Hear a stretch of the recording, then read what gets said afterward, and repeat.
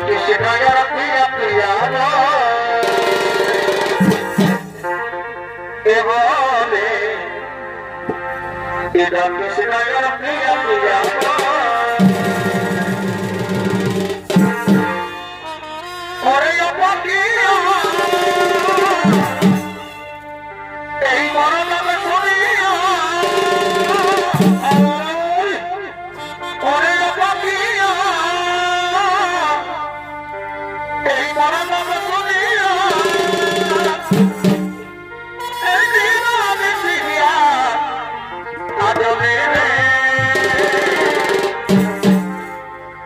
कृष्णया प्रिया प्रिया बोले कृष्णया प्रिया प्रिया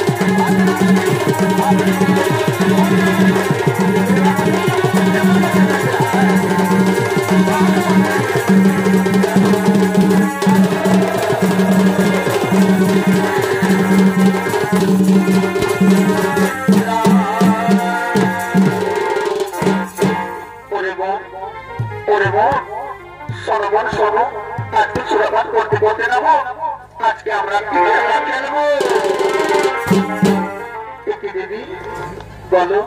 बोलो दीदी बोलो आज के আমরা কি খেলা খেলবো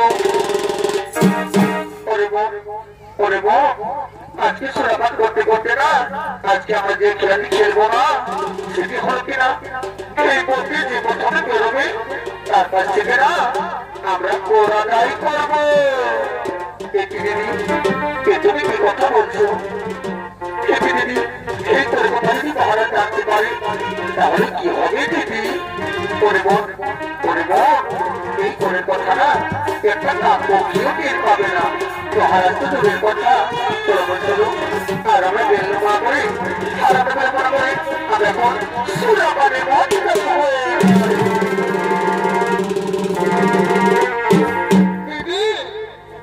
এই যে আমাদের সোনা আমার কাছে বাইরে সোনা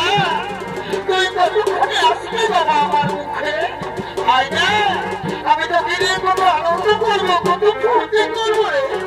আয় বাবা আমার মুখে আয় আর এবার করে করবো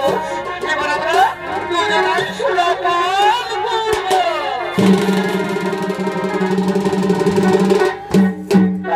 সমস্ত রাজকন্যারা সেই ছোট ছোট করার জন্য সোনাপানে ভাবতে হয় রোজে আর ওদিকে সে প্রকৃতির মহাযোদ্ধা ওর নির্ভীত স্ত্রী সুপ্রিয়া তিনি সে নিয়মিত স্বামীর সঙ্গে বাঁধিত হয়ে নিজ গৃহে দিকে আগমন করতে চলেছেন